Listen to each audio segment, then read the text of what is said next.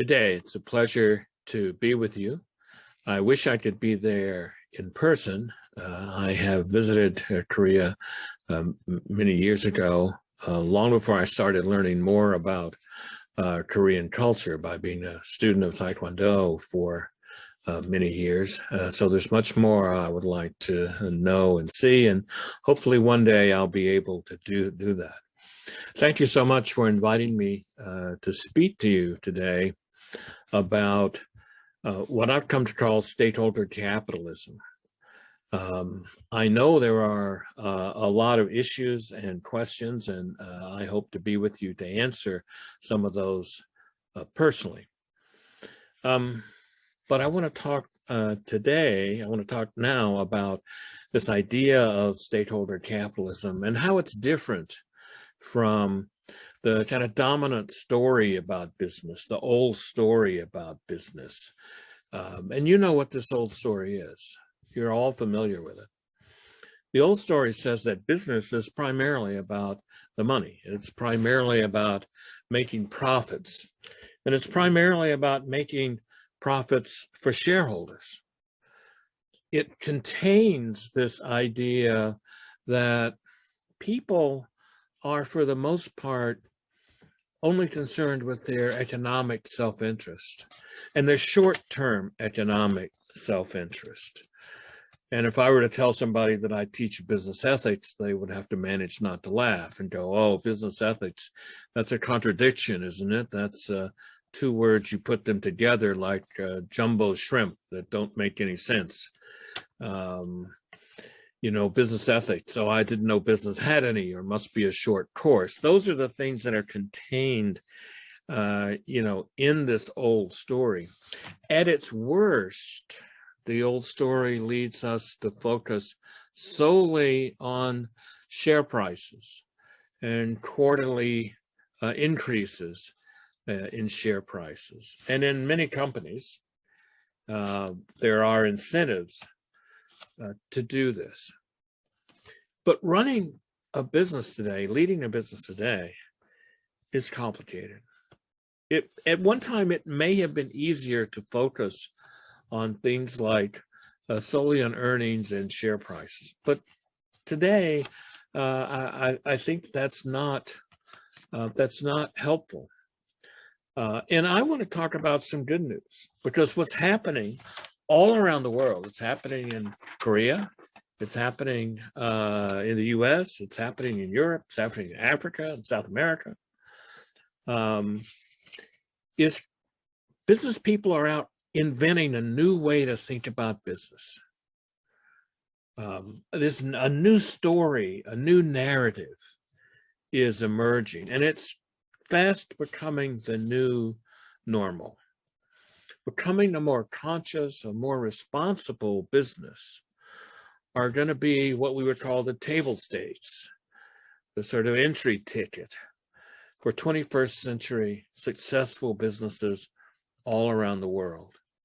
Issues like purpose and stakeholders and ethics and values and solving societal problems will be at least as important as profits, and will be seen, I think, as connected to profitability.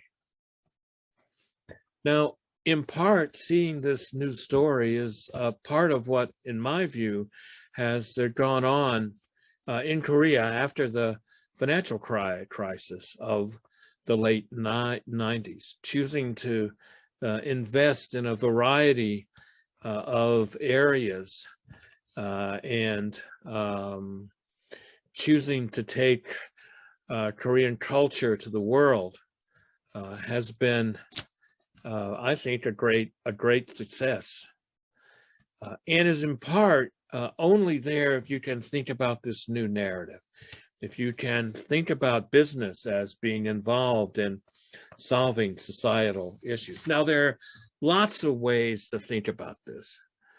Many people have said, well, we just need corporate social responsibility, or, you know, we need to think about impact investing, or what some people call ESG, environment, society, and governance. And there are lots of groups: conscious capitalism, responsible capitalism, connected capitalism, inclusive capitalism. There are groups like Just Capital that are trying to hold people's feet to the fire. There are lots of folks who are doing social entrepreneurship, and as I said, impact investing, etc. Lots of these movements. I was at a meeting in the waning days of the Obama administration. I guess that would have been the fall of 2016, before the election. And it was at the White House Department of Labor. And the point of the meeting was to look at all of these movements and to say, well, what's the right one? You know, what's the right brand? And what can government do? What can government do to spur this along, to make it happen even faster? And I sat there amongst, you know, all the people that have founded these movements. And I thought, you know, I'm not sure this is the best question to ask. I think a better question might be, what are the 4 or 5 key ideas, really critical ideas that we need to dig deep on, that we need to really think hard about in order to reform this story about capitalism in business? And 2 colleagues and I, Kirsten Martin and Nathan Parmar, and I decided to write a book called The Power of And. Power of And, Responsible Business Without Trade-offs. Because we thought there were 4 or 5, or 5 really, 5 key ideas that we really have to, whatever the brand turns out to be, it's got to deal with these 5 ideas. Business in the 21st century will be about these 5 ideas. And we thought that the way to articulate them was not to throw out the old story. After all, many successful businesses, you know, have been made, you know, thinking about shareholder value, but rather to think about what else is needed. And so thinking about this little 3-letter word, and, is important. So I want to talk about each of these 5 ideas and hopefully cause you to think more about them in your own business. Well, the first idea is about purpose and profits. And of course, both of those things are important. Now, we don't need to talk very much about why profits are important. In fact, if anything, we've overemphasized that in this short-term view of business as only dealing with quarterly profits. But the old story just makes a mistake about purpose. I'm a philosopher by training, and so I often see logical problems where others don't. Look, I need red blood cells to live, or to breathe, if you like. I need to breathe to live.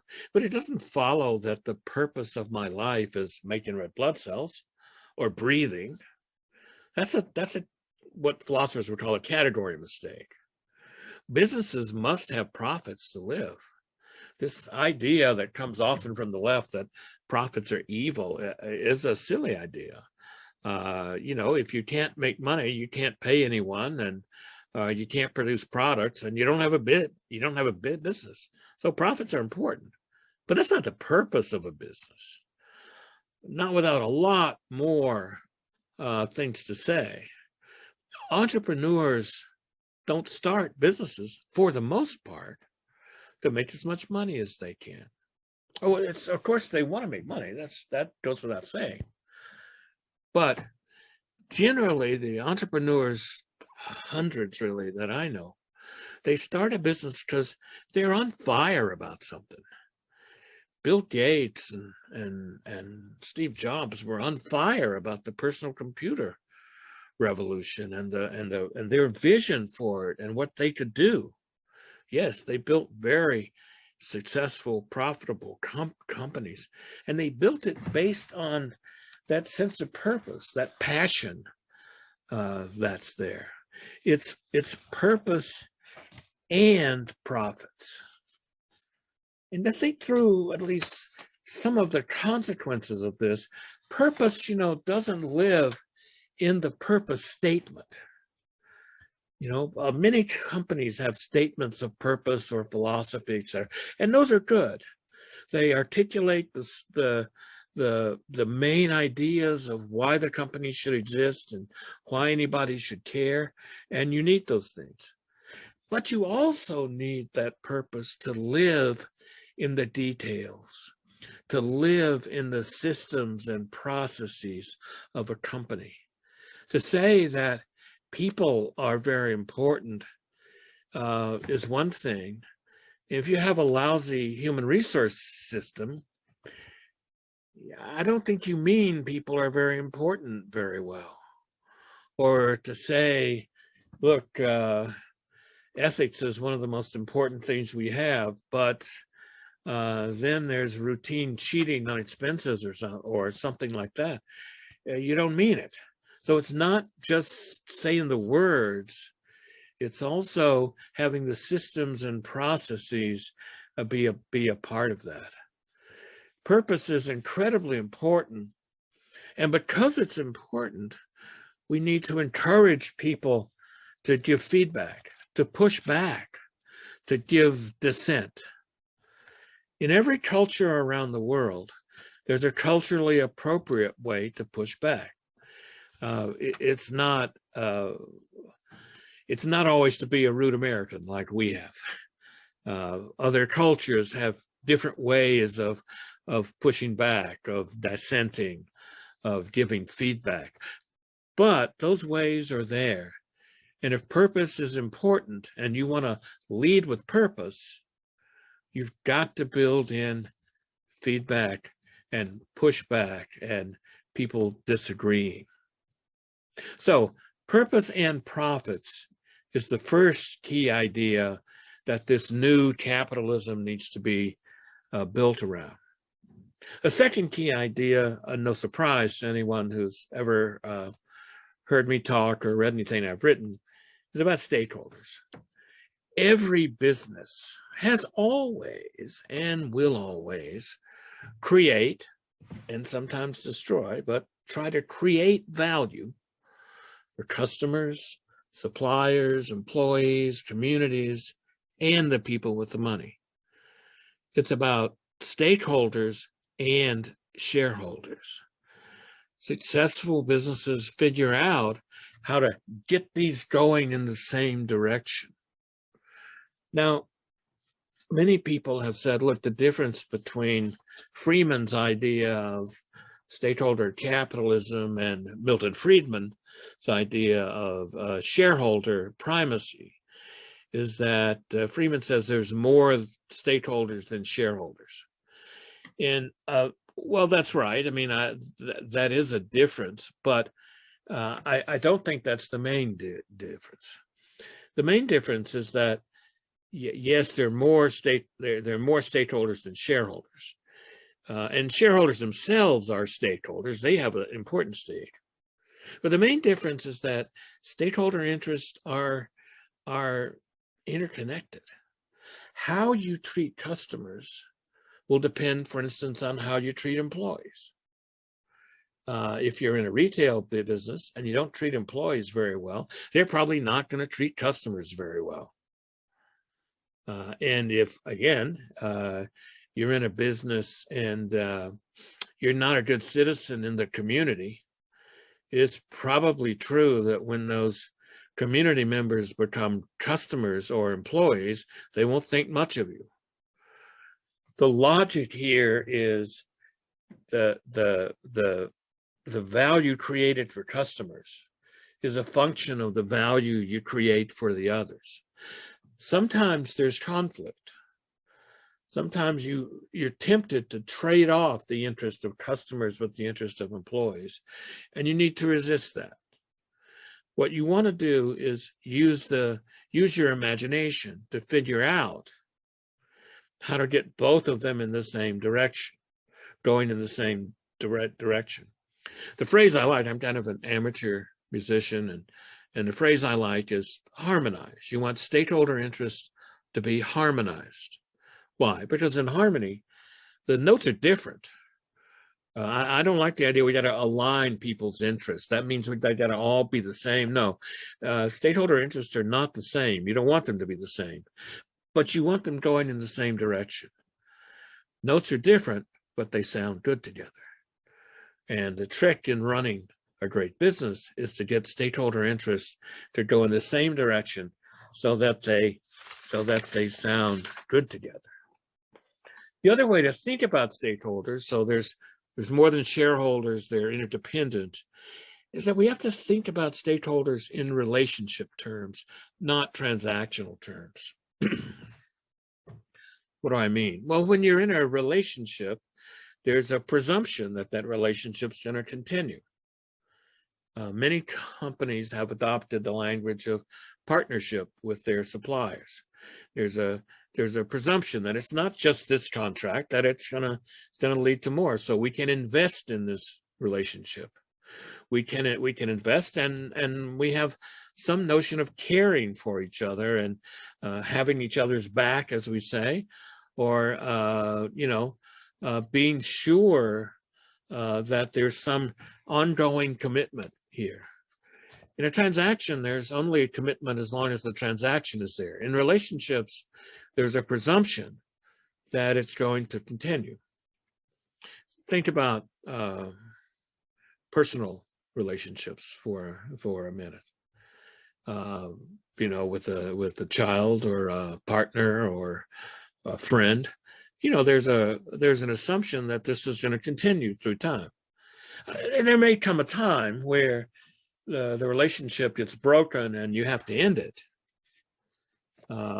But usually those are painful times. And we do that as a last resort. Usually with relationships also, you don't keep score all the time.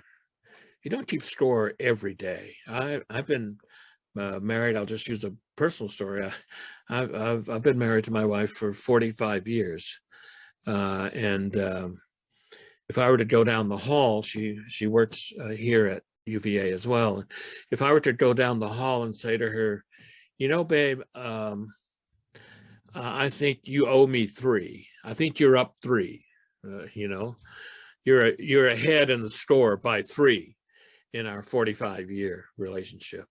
I'm pretty sure I know the response that she would have.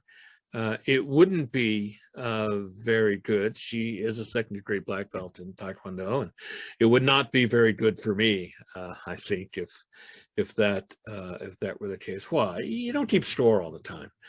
It's give and take. It's a mutual benefit thing, and we need to see stakeholders in that same way. Now, the only way to do that, the absolutely only way to do it, is continuous engagement. We have to be continually engaged with our stakeholders, and it has to be two-way. We have to figure out ways to listen and find out what they really need from us, what they really think about us. Sometimes we have to get more comfortable with conflict, and we have to constantly think about how we create value for stakeholders. What's important in this is really creative imagination. I can't emphasize this enough. It's a skill that we don't teach very much in business, but it's a skill that we get by, again, being involved in the creative arts, music, art, theater, fiction, all kinds of ways that we use the creative part of our minds. A story told to me by the CEO of a chemical company a long time ago. They were trying to clean up the chemical company. They were routinely seen as the dirtiest company on earth, and the CEO was trying to implement something like zero pollution or carbon neutrality. I forget exactly what it was. And it was going to take a generation. And in fact, in this case, they've done a lot over a generation. And they had a business-like plan. We're going to be here by this date, here by this date, here by this date. And the CEO goes to tell all the people at the facilities around the world, big company, that they needed to get with this program. He goes to one facility as he tells the story, and the engineers come to him and say, we can't do it. We can't meet this first interim target because this process is too dirty. Plant and equipment we have is too old. We can't do it. CEO says, okay, you want me to make the trade-off? I will. Environment, community is where I would put it. Community on the one hand versus employees on the other. Community wins, let's shut the plant. So we got to shut the plant because we're serious about this. So the engineers go away and they come back a few weeks later and they say, a miracle has occurred. We figured out how to do this. And the CEO, as he told the story, said, what's it going to cost? He's thinking millions of dollars, The engineer said, well, we're sorry to tell you, actually, if we do it this new way, we're gonna save money. Now, what's going on here? What's going on is that when trade-offs become unacceptable, we use the only real infinite resource we have, what's up here, our creative imagination, to figure out a way for a win-win solution. Or a win-win-win solution. Or as one of my friends calls it, well, there are 5 stakeholders, so you need win-win-win-win-wins for the 5 basic stakeholders, and you may need more. So whatever the final form of this new story of capitalism is, it's got to be about purpose and profits. It's got to be about stakeholders and shareholders. And the third thing it has to be about, we've got to see business as embedded in society and in markets. Business is replete. It's that the language of markets is everywhere, and it's important. The language of markets is important. We need to understand, competitive advantage and those kinds of things. But societal issues are important as well. The issues facing our society in the US and in Korea are substantial. And we simply can't solve these issues without business. We can't solve, just to pick one, we can't solve global warming without the incredible creativity that's happening in business. I was reading just a day or so ago about people have figured out a new leaf that captures 100 times more carbon than a regular leaf. I have absolutely nothing about this, but it's the kind of thing that it seems to me business can take and figure out how to help with the carbon issue. And we need more of that. We need people working on clean energy. We need people working on lower cost energy. We need people working on all kinds of things, some of which won't work, but many of which will, if we're going to build a world that's savable for our children. Business isn't just about the money. It's about making a commitment to a better society. Now, you don't have to take on everything, but you do have to take on, I think, some of those issues that can affect you and figure out how you're going to contribute to them. So it's purpose and profits. It's stakeholders and shareholders. It's thinking about societal issues as well as market issues.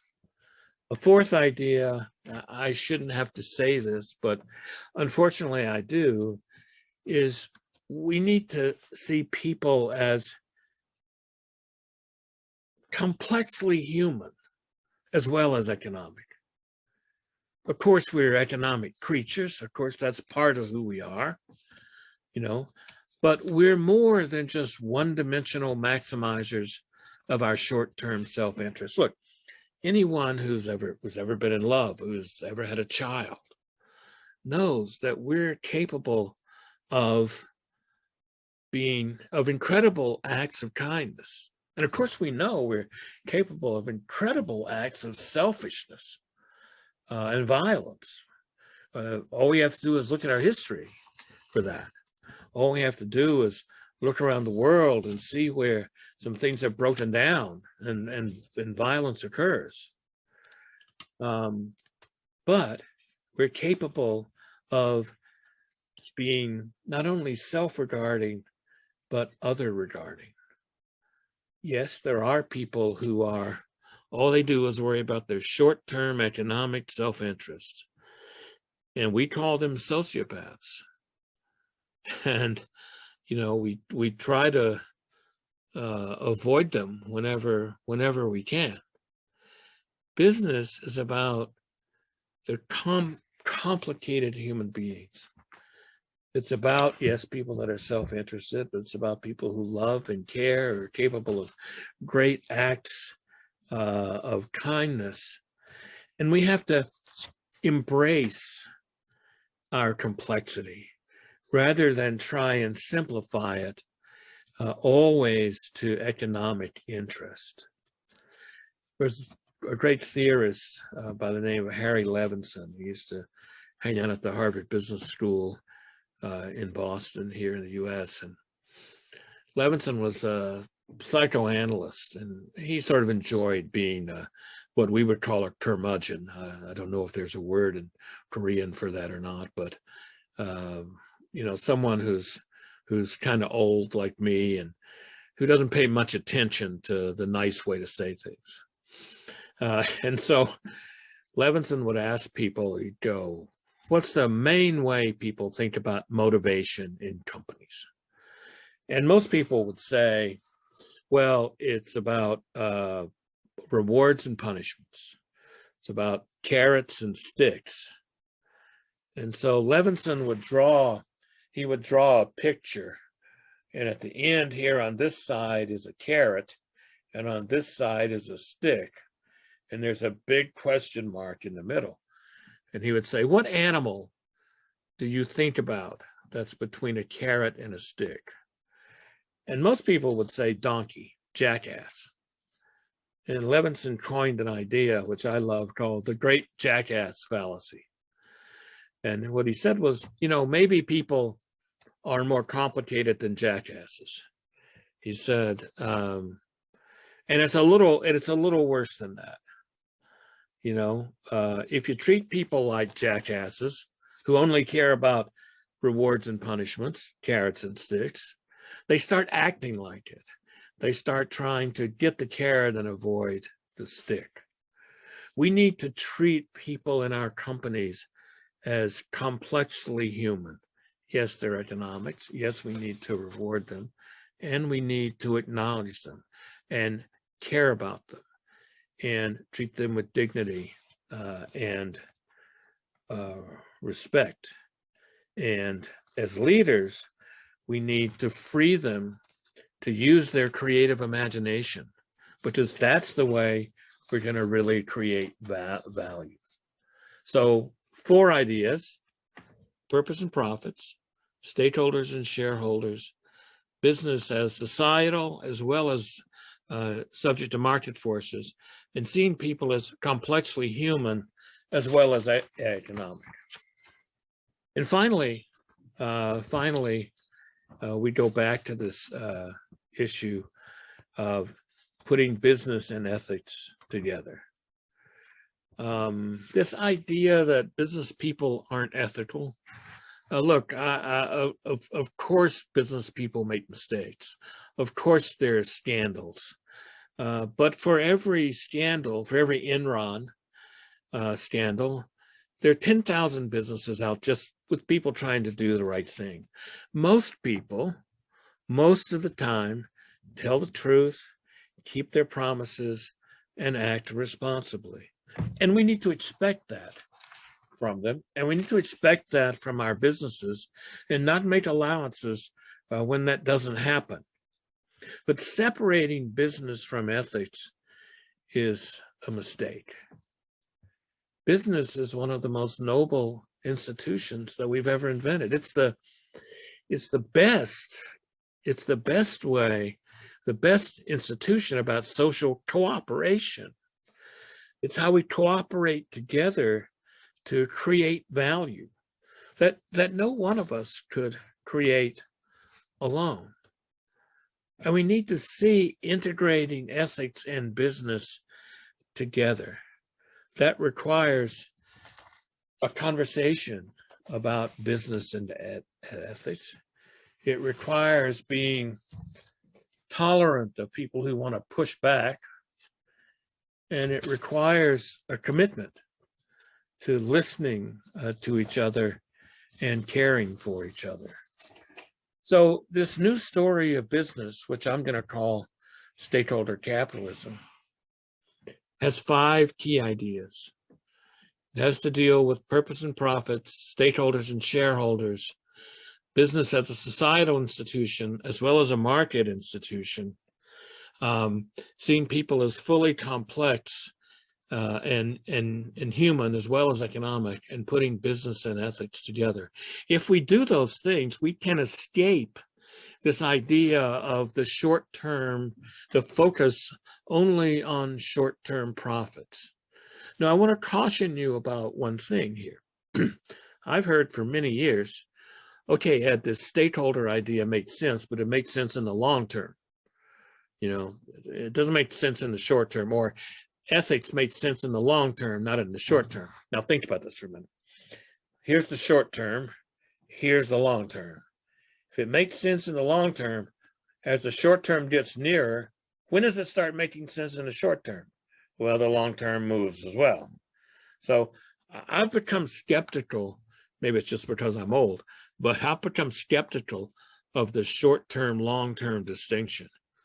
I think the problem is not short-term profits. I think the problem the problem is doing the right thing in the short term, of acting for the stakeholders in the short term, not making trade-offs that are going to ultimately destroy value.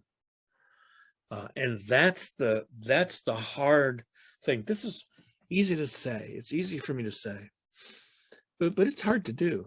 It's hard to use your creative imagination, especially if you're not used to it. I often tell people, if they want to build their creative imagination, remember those music lessons you took as a child. Start again. Doing something creative 15 minutes a day literally will change your brain. Now, one of the questions many people want to ask, and I hope we can talk about this when we have a chance to have some Q&A. One of the questions people ask is, well, if I run my business this way, can I make money?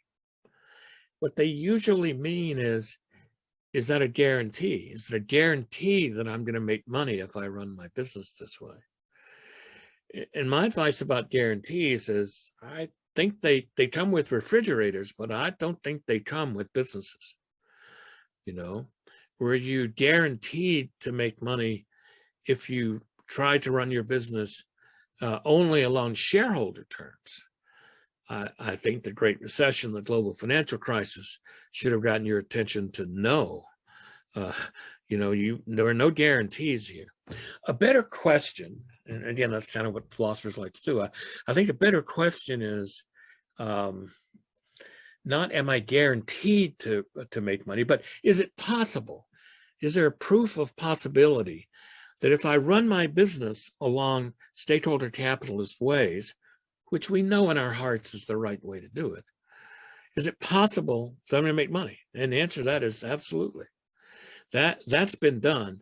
the proof of possibility has been done in study after study after study. No guarantees, but certainly there are lots of cases that show that if you run your business along stakeholder-oriented terms, you're liable to do much better. So even if all you care about is money and profits, this is a better way, it seems to me. Finally, I want to end with one of the people ask me all the time, sort of, so what? What's your takeaway? And well, I've got at least one that I'll share with you. And it's a rule that I like to call the Ben, Emma, and Molly rule. So Ben, Emma, and Molly, the names of my kids. And at the end of the day, can I go home and say to Ben, Emma, and Molly, let me tell you what I did today. Let me tell you what I did today that I want you to learn from. Because if we're not trying to make our organizations places for our children to live in, I think we've got the bar too low. It's been a pleasure to talk with you today. I hope I've stimulated you to think a little more about this news story of business that I've been calling stakeholder capitalism and the role that you and your business have in it. Thank you very much.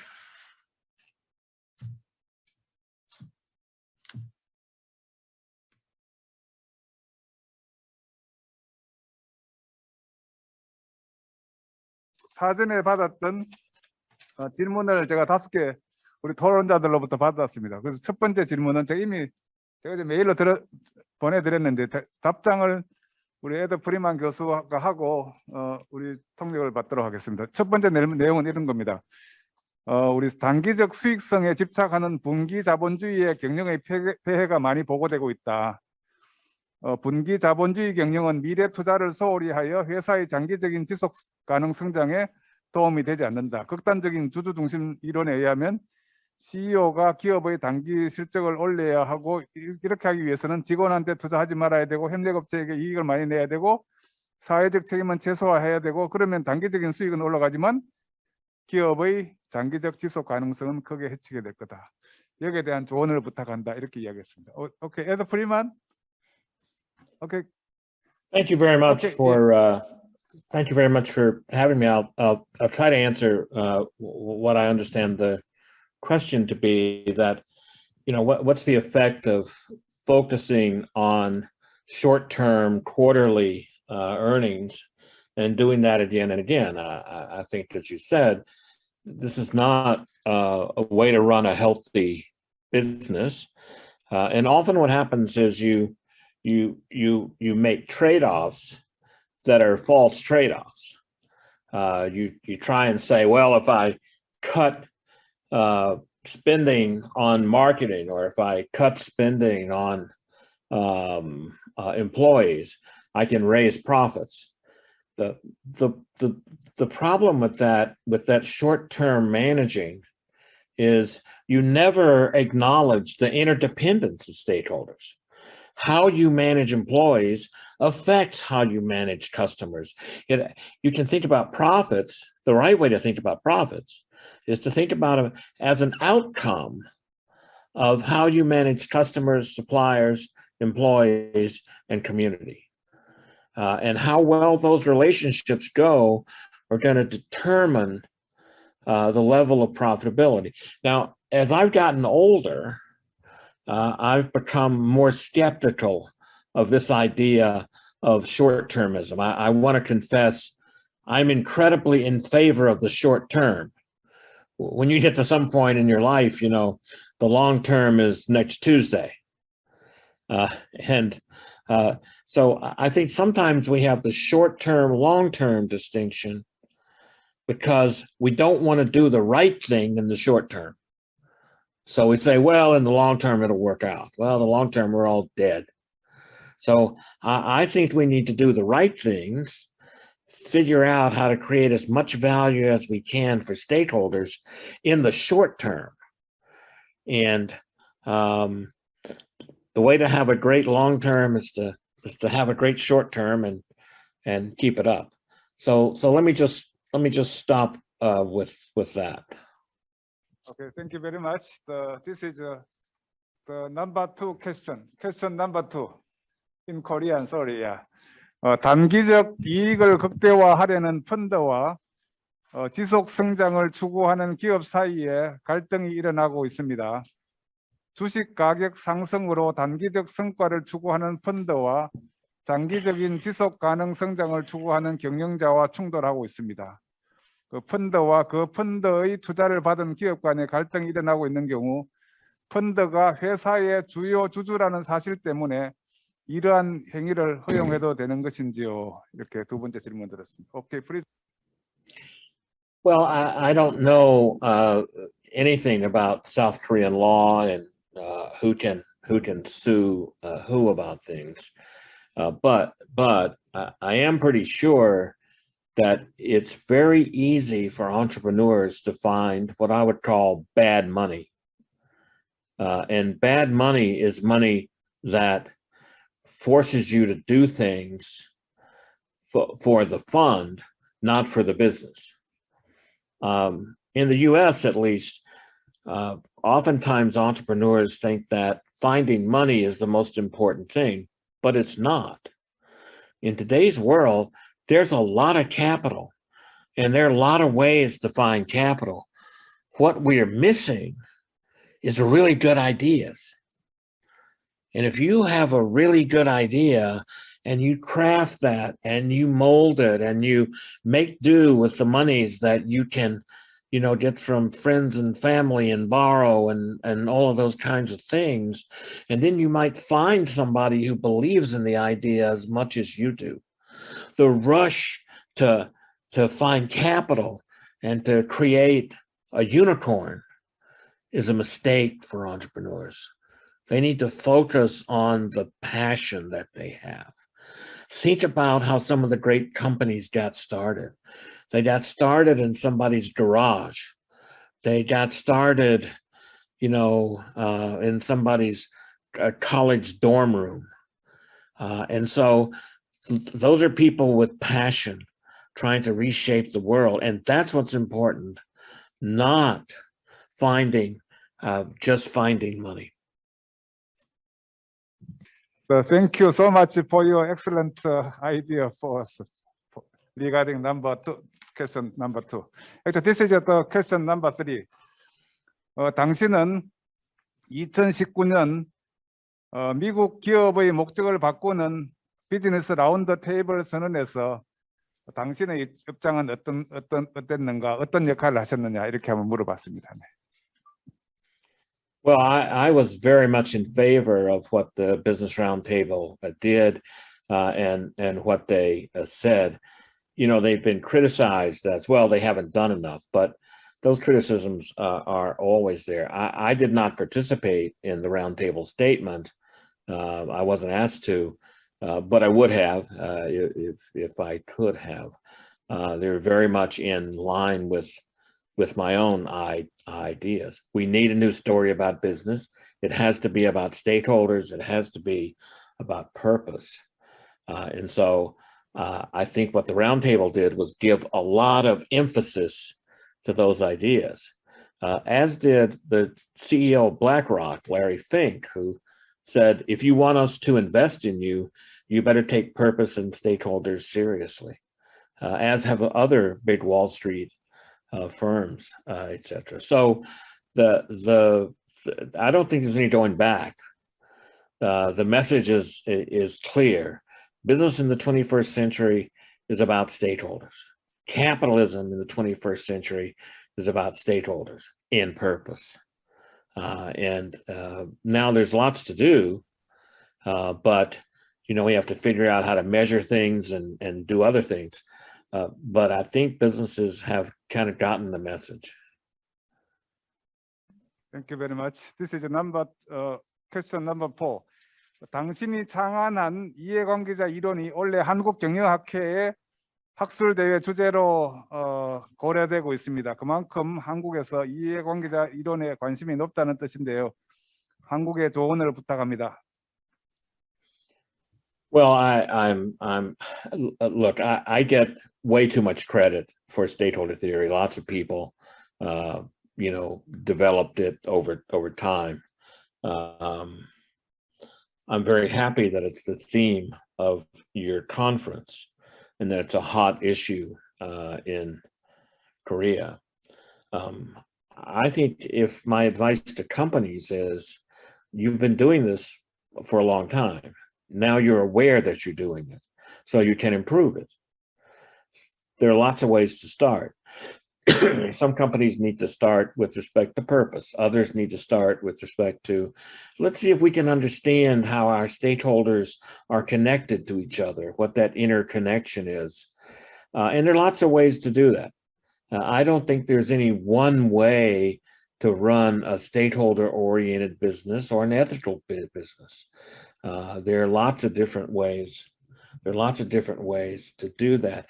And it's happening all over the world. I have to say the last 2 years of the pandemic have kept me very busy giving talks like this one to business people, literally on almost every continent, I think, but Antarctica. And I think we've passed a tipping point, so that now the idea is to figure out how to do it better, how to create value for stakeholders better, because we see that it's interconnected. We see that to really create shareholder value, you've got to create value for customers, suppliers, employees, and communities. And seeing that connection lets us use our creative imagination to make it better and create even more value for shareholders, if you like. Thank you very much. This is the final question. Yeah, number 4. 이거는 우리 서울대 이동기 교수님의 질문입니다. 우리 한국은 가족 기업의 비중이 매우 높다. 우리 이해관계자 관리에 있어서 널리 알려진 공기업과 가족 경영 기업 사이에 어떤 차이가 있을 것으로 예상하십니까? Okay. I think family business is both easier and harder to implement stakeholder theory. It's easier because you don't always have, sometimes you do, but you don't always have the quarterly pressures. Of course, that again, that depends on the business model of the family business. But sometimes closely held companies have an easier time doing things for the long term, or doing things for all the stakeholders. They still have to show earnings, and you still have to show increases in earnings, but there could be a little more room for action. I think this is why in the US, many public companies are going private through private equity companies who oftentimes want to fix the stakeholder value equation. But family businesses are harder too, because you have to deal with not only business issues, but you got to deal with family issues. I have a couple of companies with my son, and we have father-son tensions that we have to work through, in addition to all the business issues that are there. And families, as you know, can be really complicated, and so family businesses can be difficult. I've worked with some family businesses, and I remember working with one where it was a good business, but they just couldn't work out the family issues that came up across generations, and they had to sell it because they were going to run it. They were going to run it into the ground. They were going to run it into bankruptcy over these family issues. So I think it works both ways. It can be easier because sometimes there's more room, more freedom for action, and it can be harder because you have family issues on top of business issues. Family businesses are the dominant form of business in the world today. Most of them are very small, but again, there are lots of ways to run great businesses, not one and only one way, I think. So thank you very much for inviting me. I have really enjoyed it and hope to get to know you better. Thank you very much. We enjoyed your answer and your lecture very much. Keep in touch. Thank you very much. Okay. Thanks. Bye bye. Yeah. 세 분이 나와 계시는데 우리 이동기 교수님, 이용 교수님, 김정대 교수님, 우리 이영희 위원장님 이렇게 되어 있습니다. 하여튼 뭐 모르겠습니다. 밥을 언제 먹을지 잘 모르겠는데 그죠? 네, 잘 부탁드립니다. 네. 예. 마이크를 예, 지금 켜진 것 같습니다. 잘 들리시죠? 들리시지? 점심 앞이라서 제가 준비했던 원고 중에서 확 줄이고 좀 최대한 압축해서 말씀을 드리겠습니다. 오늘 뭐 여러분하고 발표를 같이 잘 들었고요. 제일 제가 시작 부분에서 인상 깊게 느꼈던 거는 이게 쉐어홀더 캐피탈리즘과 스테이크홀더 캐피탈리즘을 오화의 관계가로만 보지 말고 이거냐 저거냐 이거 틀렸다 맞다가 아니라 엔드의 관계다는 거죠. 그러니까 스테이크홀더 캐피탈리즘은 이걸 보완하고 확장하고 개선하는 거지 이건 틀렸고 이건 맞다 이런 식으로만 보지 말자는 그 포인트가 사실은 저는 좀 가슴에 와닿았고요. 그래서 오늘 말씀하신 내용을 우리가 앞으로 어떻게 소화하고 받아들일 거냐에 대해서 제가 한 5가지로 압축해서 간단히 말씀드리겠습니다. 첫 번째 느낀 점과 제가 제안하고 싶은 점. 첫 번째는 아까 마지막 제가 드린 질문에 뭐 간단하게 답변하신 것 같습니다만은 우리 한국 기업의 소유 지배 구조의 특징상 그러니까 창업자 패밀리 지분이 비율이 비교적 높고 지배 주주가 있고 이런 기업 집단이 있고 이런 현실에서 스테이크홀더 캐피탈리즘에 관한 논의가 소유가 분산된 기업이 주류인 미국이나 뭐 이런 데보다 훨씬 더 중요할 수 있다라는 인식을 우리가 해야 될 것 같습니다. 먼저.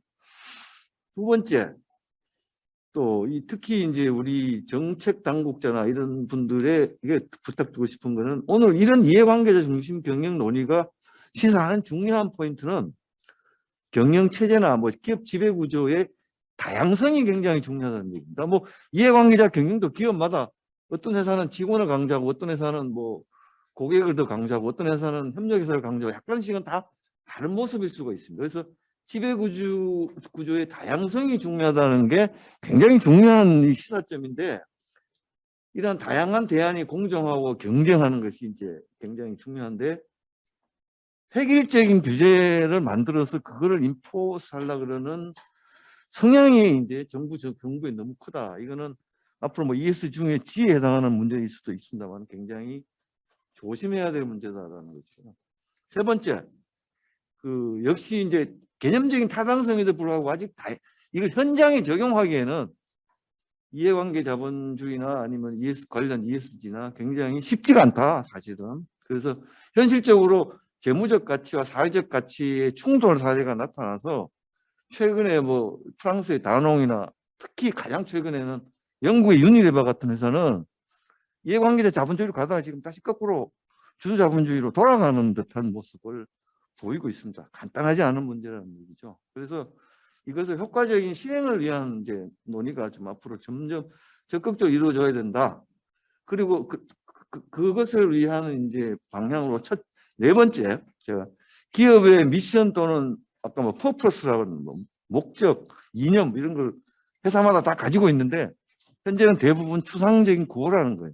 아무도 뭐 회사마다 붙어 있고 엘리베이터 안에도 붙어 있고 한데 그걸 유심히 가슴에 새기는 직원이나 사람이 한 사람도 없다는 거죠. 그러니까 추상적인 구호에 불과한 기업 미션이나 퍼포스를 정말 실용적인 지침이 될 수 있도록 다시 한번 디자인해보자라는 게 아마 중요한 포인트일 것 같고, 다섯 번째, 이사회 중심 경영 정착이 SK에서 뭐 선도를 하고 있는 것 같습니다만 이사회가 중요한 역할을 해야 된다. 그러니까 이해관계자 그룹들과 적극적으로 소통을 하고 그다음에 이 상충되는 거를 조율하고 전략적 우선순위를 정하고 경영진의 성과 보상 이걸 반영하고 하는 이런 중요한 역할, 이사회의 역할을 다시 봐야 된다는 거죠. 특히 이제 이사회와 CEO의 역할도 이해관계의 조정자, 중재자로서의 CEO와 이사의 역할이 다시 한번 부각이 돼야 된다. 그러려면 제한권이 좀 높아져야 된다. 그러는 거죠. 그 다음에 마지막 여섯 번째, ESG나 이해관계자 경영이 사실은 주주 가치도 중요시하고 다른 이해관계 가치도 중요시하다는 거기 때문에 다 높이자는 거죠. 한쪽을 줄이자는 게 아니라. 그러니까 지나친 이상주의로 흐를 수가 있습니다. 그래서 이게 지나치게 높은 게 좋은 거니까. 근데 이게 지나친 이상주의는 현실적으로 실행을 더 어렵게 하기 때문에 지나친 이상주의적 자세를 좀 버리고 실용적인 접근이 중요하다라는 것입니다. 그러니까 이게 실행할 때 여러 가지 이제 문제가 생기는 걸 우리가 어떻게 해결할 것이냐. 이해관계자 간의 대립적인 사고를 넘어가지고 우리 사고 방식이 창의적인 문제 해결을 추구하는 그런 실용적인 접근 방식으로 이 문제를 접근해야지 너무 이상주의로만 접근하면은 실행도 어렵고 효과도 좋지 않을 수 있다 이런 말씀을 드리면서 이 6가지로 제가 제안 말씀드리고 토론 마치겠습니다. 네, 감사합니다. 네, 감사합니다. 네. 자, 우리 다음 우리 광운대학교 이용 교수님 네, 부탁드리겠습니다. 네. 저도 죄송합니다. 이동규 교수님이 얘기하신 것에 이제 찬동하면서 또 다른 시각으로 좀 말씀드리다 보면 먼저 이게 켜져 있는데 네, 켜 있어요. 먼저 우리가 이해를 해야 될 게 이게 뭐 주주 중심 경영 또는 주주 자본주의 또는 뭐 이해관계자 경영 또는 이해관계 자본주의 뭐 이런 것들에 대한 출발점이 어디냐. 사실은 주주 입장에서 보면은 기업에 대한 기여를 자기네들이 제일 많이 했다고 보는 거죠. 사실 그렇지 않습니까? 스타트업 할 때 상황이 불확실할 때 미래에 이게 손실이 날지 이익이 날지 모르는 상황에서 돈을 투자했다는 건 굉장한 그런 기여죠. 이것이 이제 스테이크홀더 중에서 내가 가장 큰 기여를 했다라고 하는 따라서 이제 그것을 주장하는 것이 이제 주주 중심 경영 또는 주주 자본주의 이렇게 이제 보는 것 같고요. 근데 이제 그러면 이게 기여의 부분이 그것만 있는 것이냐라고 하는 측면에서 들여다보면 또 다른 시각에서 보게 되면 이해관계자와 관련된 이해관계자는 뭐 우리가 아는 무수히 많습니다. 대표적으로 소비자가 이해관계자 중에 한 명인데 기업의 입장에서 난 우리 소비자들을 위해서 쓸만한 가치 있는 그런 제품이나 서비스 제공했으니까 당연히 나는 돈을 받는 거지만 그러니까 소비자는 이미 자기 만족이 끝난 거다. 자기 만족으로 소비한 거다. 사실 그렇지가 않거든요. 기업들이 이제 초창기에 제품을 만든다든지 신제품을 만들 때 들여다보면 이 위험성이 가득한 제품을 사주는 첫 번째 사람들도 사실은 소비자라고 하는 거죠. 소비자의 리스크 테이킹이 없으면 이런 이노베이터라고 불리는 이런 사람이 없으면 기업은 존립 자체가 불가능하다라고 하는 것도 의미하기도 합니다. 또 제가 이제 가끔 이제 기업들의 분들하고 만나서 이제 얘기를 들었다 보면 정부가 사회가 나를 위해서 우리 기업을 해준 게 뭐냐? 그것도 일리가 있는 것 같아요. 하도 규제 많이 하고 뭐 정부가 하니까. 그래서 제가 그렇죠. 힘드시죠. 그러면 제가 이런 얘기 합니다. 그러면 정부가 도로 안 깔아놨으면 물류는 어떻게 하시려고요? 이런 얘기 합니다. 그러니까 인프라망에 대해서는 또 고민 안 하는 거예요.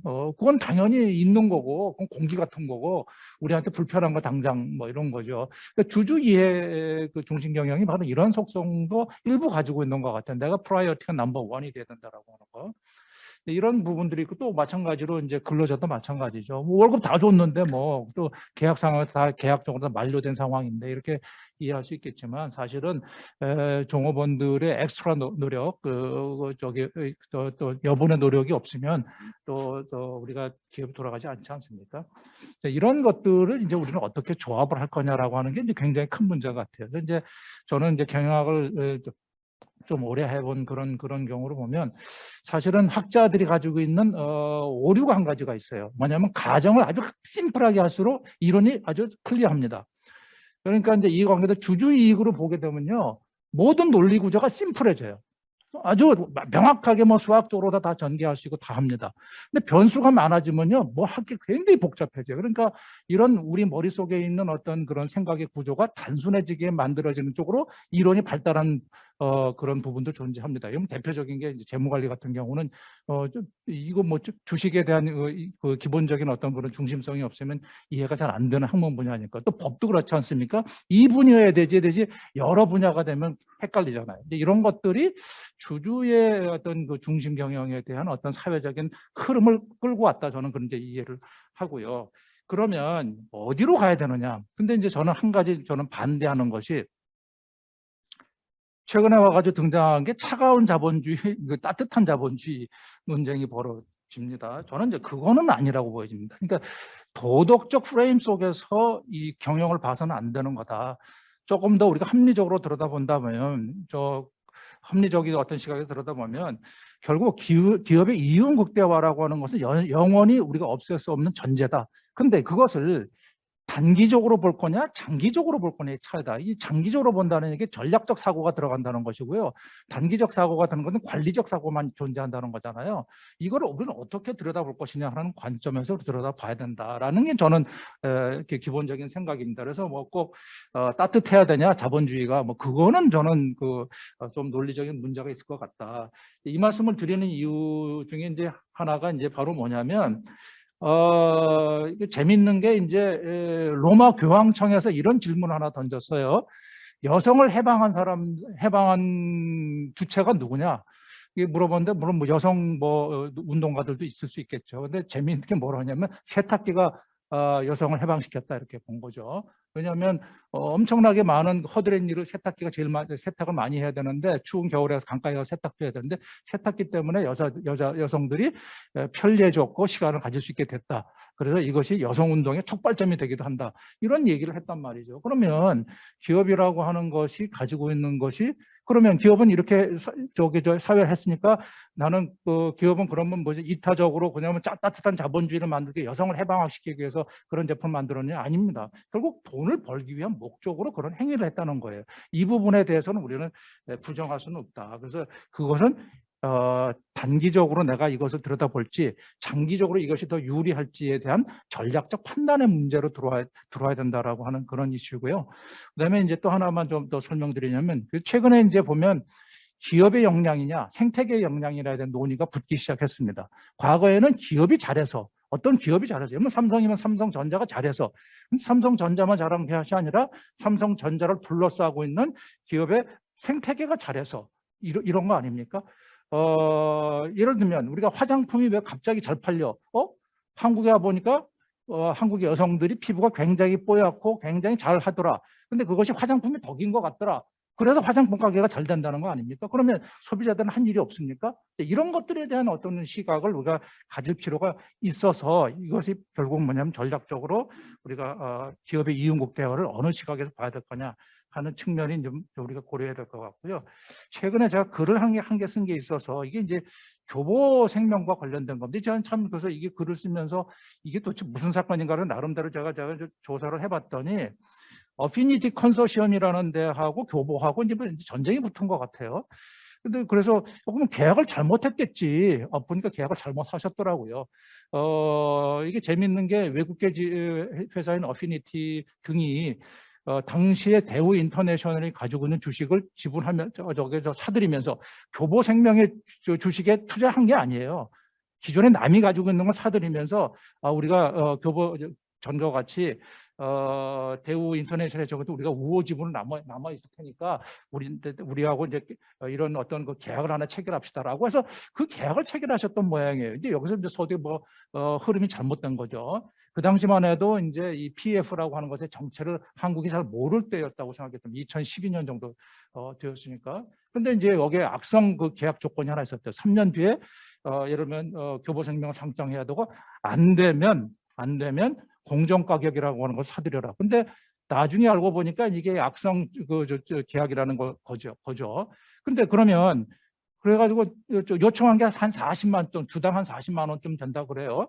근데 당시 주가가 한 20만 원 정도 됐다 그래요. 누구 주장이 옳은지는 잘 모르겠습니다만, 그러다 보니까는 뭐 교보 입장에서 봤을 때는 이거에 대처하는 것이 난처하게 됐고, 결국 이것이 뭐 국제 소송으로 가고 뭐 이런 복잡한 일이 벌어졌습니다. 이것도 마찬가지예요. 그러면 저렇게 되면 대부분 대충 들여다보면 이런 사건이 벌어지게 되면 교보는 공중분해되는 게 정상입니다.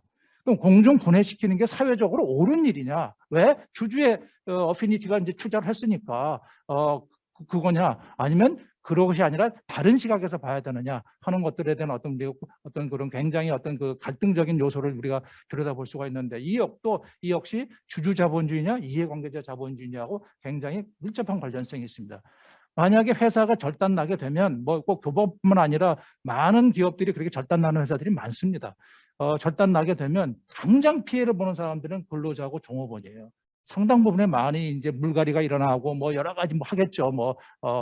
이런 일들이 벌어지는데 과연 그런 것들이 이게 주주 자본주의 입장에서 벌어지는 행해지는 어떤 사회적인 어떤 이런 일들을 우리가 공정한 것이라고 볼 것이냐.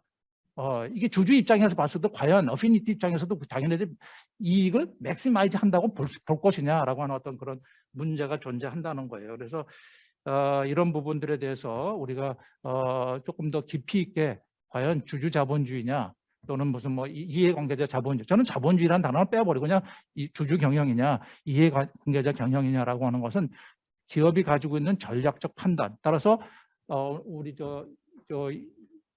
이 이사장님 말씀하셨습니다만 고차 방정식을 풀어야 된다고 말씀하시잖아요. 이 고차 방정식을 누가 더 잘 푸느냐가 이제 앞으로 기업의 성패를 좌우할 거다. 그 능력이 이제 막 필요하다. 뭐 주주만 위한 건 심플하잖아요. 뭐 그거 뭐 간단한데 이제는 고차 방정식을 푸는 단순 방정식을 푸는 게 아니라 고차 방정식을 풀 수 있는 능력을 가진 사람. 이건 아까 말씀드린 생태계의 역량이냐와 같은 밀접한 것이고요. 최근에 벌어지고 있는 ESG 경영을 해야 된다라고 하는 것도 고차 방정식 중에 하나잖아요. 이런 쪽으로 우리가 전환이 일어나야지만 제대로 된 어떤 그런 기업의 성장 또는 자본주의적인 어떤 그런 참 모습 이런 것들이 보이지 않겠나 이런 말씀을 드리고 싶습니다. 네, 감사합니다. 감사합니다. 네. 사실 지금 저도 스타트업이라든지 중소기업이 이런 문제 때문에 이면 계약 때문에 말 못하는 고민을 하고 있는 것도 참 많습니다. 대기업 중에 이런 게 많고. 자, 우리 김종대 교수님, 네, 예, 시간이 너무 많이 지나서 사실은 되게 부담스럽게 제가 시작을 제가 배가 많이 고픕니다. 그래서 빨리 해야 될 것 같은데.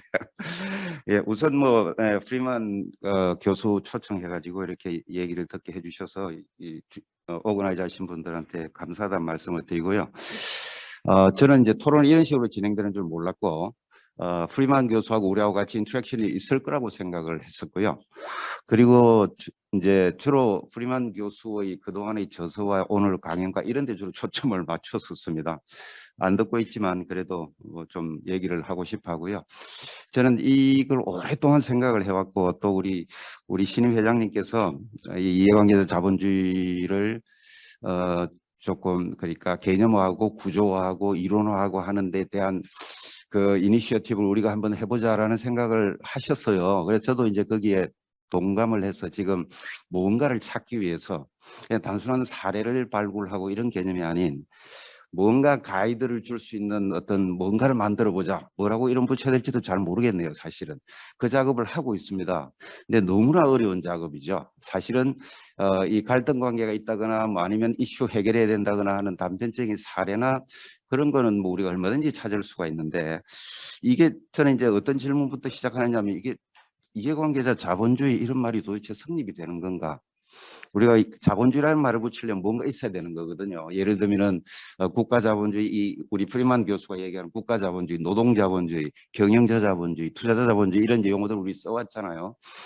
그러면 이제 이해관계자 자본주의라 그러려면은 그 자본주의 구조가 일단은 개념이 확립이 돼야 되고 이론이 있어야 되고 체제가 있어야 되는데 사실은 지금 우리가 알고 있는 거는 우리 그 빅가이라고 얘기하는 프리만도 겨우 할 수 있는 얘기가 다양한 이해관계자들과의 관계를 잘 매니지먼트 하면은 결국은 경제적 가치도 극대화되고 주주도 가치를 더 베네핏을 더 얻게 된다. 이런 원론적인 관점 외에 뭐가 더 발전되어 왔나 하는 회의가 항상 들고요. 근데 그걸 우리가 뭔가 할 수 있을까? 우리나라에서 우리 연구팀들이 이런 고민을 하다 보면은 참 어려워집니다. 그래서 어떻게 해야 될지 그런 고민을 하고 있다는 걸 우선 말씀을 드리고 싶고요. 그다음에 이제 비즈니스 라운드 테이블도 미국에서 시작을 했지만 뭐 우리나라 기업들도 그런 걸 생각할 수 있잖아요.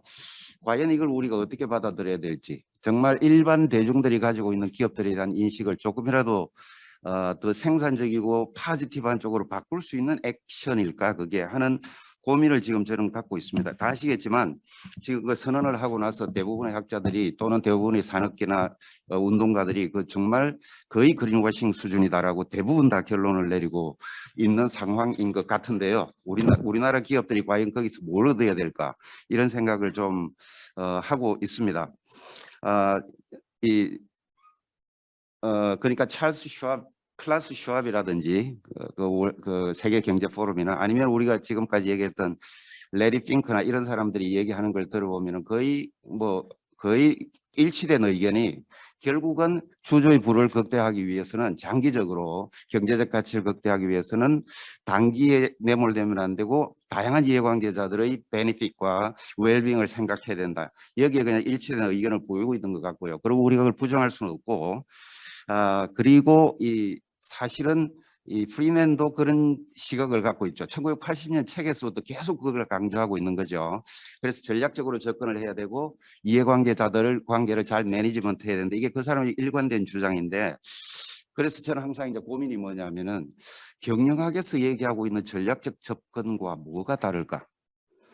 옛날에는 이해관계자들이 파워가 적었죠. 파워 집단으로서의 성격이 약했죠. 대부분의 이해관계자들이. 근데 그 이제 환경이 바뀐 거죠. 지금은 모든 이해관계자가 거의 행동주의적인 경향을 띠고 있으니까 기업은 당연히 경영자 관점에서 전략적으로 접근을 해야 되죠. 그래야만 장기적인 가치가 극대화되니까. 단순히 그 정도를 얘기를 하면서 우리가 이해관계자 자본주의라는 얘기를 하고 있을까, 이런 의문이 계속 듭니다. 그래서 이 이해관계자 자본주의에 대한 진지한 논의는 두 가지 관점에서 논의되고 있다고 생각하는데요. 첫 번째는 전통적 자유주의 시장 경제 체제의 구조적 모순을 해결하기 위해서 기업들이 취해야 하는 비전과 미션을 재정의해야 된다. 규범적이고 당위로적인 관점, 이런 것들이 지금 존재하는 것 같고요. 둘째는 이미 소비자를 비롯한 이해관계자가 강한 영향력을 가지고 행동주의적 경향을 보이고 있기 때문에 그들과의 관계를 적절하게 관리하지 않으면 위험해지고 성공할 수 없다. 뭐 이런 전략적 관점도 동시에 있는 것 같습니다. 그런데 이 두 가지를 사실은 프리만 교수한테 아쉬운 점은 두 개를 다 얘기를 하고 있으면서 어떤 게 자기 정말 자기가 믿고 있는 관점인지, 그리고 그걸 실행하기 위해서는 어떤 전략을 갖고 갈 것인지에 대한 논의가 거의 빠져 있다는 것, 굉장히 실망스럽다고 저는 생각하는데, 또 한편으로 이해가 됩니다. 왜냐하면 이 사람이 철학 기반으로 접근을 하는 사람이라서 그 사람한테 전략적인 구조, 수단, 툴 이런 거를 요구한다는 게 어쩌면 좀 지나친 요구일지도 모른다, 이런 생각들이 좀 들고요. 이 최근에 블랙록의 레리 핑크가 작년에 했던 그 레터보다는 조금 다른 얘기를 했죠. 아까 어떤 분이 말씀하셨지만 사실은 작년에는 키워드를 뽑으라 그러면은 스테이크홀더가 중요할 뿐만 아니라 DEI와 기후변화가 제일 중요하다, 이런 종류 얘기를 하고 있더니 올해는 완전히 많이 바꿨죠. 스테이크홀더 캐피탈리즘을 자기들이 제대로 한번 연구해 보겠다, 이런 식으로 이제 접근을 했는데, 오히려 주장은 더 명확하게 주주 중심 사고로 바뀌었다는 거. 그러니까 저는 이 사람들도 그렇고 프리맨도 그렇고 보면서 느끼는 게 자기 자신들조차 굉장히 정리가 안 된 사고들을 갖고 있구나, 이런 생각들을 사실은 많이 합니다. 그리고 이제 이 비즈니스 모델을 굉장히 강조하죠. 우리 프리만도 그렇고 레리 핑크도 그렇고. 그래서 저는 이제 우리가 지금 ES 투자가 전형적으로 전략적인 접근 방법이고, 그리고 미국에서 요즘 많이 얘기하고 있는 전략적 CSR 접근도 전형적인 전략적 접근 방법인데, 그 사람들이 가지고 있는 견해와 우리가 지금 얘기하고 있는 스테이크홀더 캐피탈리즘이 도대체 근본적으로 뭐가 다를까, 이걸 우리가 좀 고민을 해보고, 우리는 그래도 일단 머저리티가 학계에 있는 분들이니까, 학계에 있는 분들은 실질적인 문제 해결도 굉장히 중요하지만 어쨌든 개념화, 구조화, 이론화 이런 것들에 대한 좀 책임을 져야 되지 않나, 이런 생각을 좀 하고 있습니다. 이 양반한테 제가 동의할 수 있는 점들이 굉장히 많은데요. 예를 들면 아까 많은 분들이 얘기했지만 지금 저는 이제 좀 약간 좀 제 나름대로 정리를 해야 될 것이 이 단기와 장기를 가지고 스테이크홀더 캐피탈리즘의 본질을 논하는 게 과연 옳은 얘기일까? 이건 그냥 스테이크홀더 캐피탈리즘하고 관계없이 그냥 전략적인 사고인데 그런 걸 본질로 보는 게 옳을까? 그러면 뭐가 본질일까? 이런 얘기들을 지금 많이 하고 있고요. 그다음에 이제 쉐어홀더 vs 스테이크홀더 이 관점은 정말 잘못된 거다. 그건 이제 우리 프리만도 얘기했지만 그런 관점을 어떻게 조금 더 명확하게 정리할까? 그다음에 이제 가장 제가 아쉬워하는 거는 뭐냐면은 이 대안적 자본주의의 이론과 모형의 개념이 전혀 지금 나오지 않고 있다. 그 누구한테도 프리맨도 마찬가지고 누구한테도. 그리고 동시에 또 다른 시각에서 보면은 아까 윈 5개를 얘기했잖아요. W 5개를. 그 W 5개가 아니더라도 2개라도 전략적으로 윈윈을 구현할 이런 비즈니스 모델을 어떻게 구축하고 운영해라. 뭐 택틱이나 아니면 오퍼레이션 수준은 아니라도 좋지만 최소한 전략적인 수준에서 이런 식으로 접근하면 된다라는 데 대한 의견을 제시하는 사람이 아무도 없더라. 프리맨도 물론 없고요. 그리고 우리가 하모니 얘기했죠 아까. 그러니까 이해관계자들 간의 하모니. 그 다음에 밸런스. 이해관계자의 베니핏 또는 웰빙의 밸런스. 그 다음에 맥시마이제이션이 아니라 옵티마이제이션이 돼야 된다. 이런 얘기들을 많은 사람들이 하고 공감이 가지만 무슨 얘기를 실천적으로 하고 있는지 모르겠다는 거예요. 그리고 최소한 그걸 실천적인 의미를 주려고 하는 노력을 하는 성과도 지금은 별로 없더라. 이 얘기를 제가 프리만한테 하고 싶었는데 안 듣고 있으니까 어쨌든 소용이 없네요. 그래서 저는 이제 어떻게 생각하냐면 우리가 감히할 수 있다면 학자로서 감히할 수 있다면 정말 이런 걸 해야 된다. 그래서 그 업계를 실무를 가이드해야 된다. 이런 생각을 강하게 갖고 있는데 그 쉬운 일이 아니라서 그냥 해야 되겠다는 생각만 하고 할 수 있을지는 전혀 모르는 그런 상황입니다. 예, 뭐 이 정도로 제가 그냥 생각을 말씀드리겠습니다. 자, 우리 학교가 가이드하면 좋을 것 같은데 우리 이영희 사장님이 가이드 허락할지 모르겠습니다. 네. 네, 저는 아까 뭐 어느 정도 말씀드렸기 때문에 정말로 짧게 말씀드려야 될 것 같습니다. 이해관계자 자본주의에 대한 이해 정도 내지는 동의의 정도를 기업 사이드에서는 얼마나 동의한다고 볼 수 있을까? 아까 이동기 교수님 말씀하신 것 중에 오하냐 엔드냐에서 사실 엔드의 개념으로 보고 그리고 또 시대 상황으로 봤을 때 당연히 동의의 정도는 높다고 봅니다. 그러한 것을 고려 안 했을 때 어떤 기업이 거의 파산 지경까지 일어나고 뭐 이런 것들을 흔히 봐왔고 하기 때문에 이해관계자 자본주의 해야 됩니다라고 하면 아니요, 우린 그렇지 않습니다. 이렇게 말하는 곳은 아마 대한민국에 요즘은 별로 없지 않을까 하는 생각이 있고요. 그런데 문제는 여전히 있죠. 그럼 그렇게 진정으로 행동하냐? 아까 비전 이야기하시고 엘리베이터에 있는 비전이 과연 체화된 문화로 적용되고 있는가? 사실 안 그런 곳이 굉장히 많죠. 그러면 이제 이 두 가지의 괴리는 왜 생기는가? 이게 사실은 굉장히 큰 고민이죠. 분명히 예를 들어서 이해관계자 자본주의가 옳은 것이고 단순 이익 맥시마이즈가 아니고 조화로운 어떤 조화로움을 추구해야 되고 그래서 저도 아까 옵티마이즈를 말씀드렸고 그럼에도 불구하고 행동이 정말로 아까 에드워드프리만 교수가 여기 와서 다 경영 진단을 하면은 한국의 많은 기업들은 혹은 글로벌의 많은 기업들은 이론에 충실하게 잘 행동하고 있어 라는 답을 내릴 수 있을까? 그렇지 않다는 거죠. 그렇지 않은 그 이유는 무엇일까? 사실은 아까 김정대 교수님 말씀처럼 방법론은 무엇일까? 당위성은 이야기하는데 방법론에 대한 부분에 대한 뭔가 제시하는 바는 좀 약하지 않았느냐. 지금 그래서 어떻게 보면 기업으로서는 당연히 밀턴 프리드만과 에드워드 프리만이 이야기하는 것을 다른 시각으로 보질 않는다는 거죠. 어떻게 보면은 이윤국대화하는 방법으로 이해관계자 자본주의를 생각하는 거지. 이걸 완전히 미니마이즈 하면서 어떤 옵티마이즈를 추구하는 건 아니라는 거죠.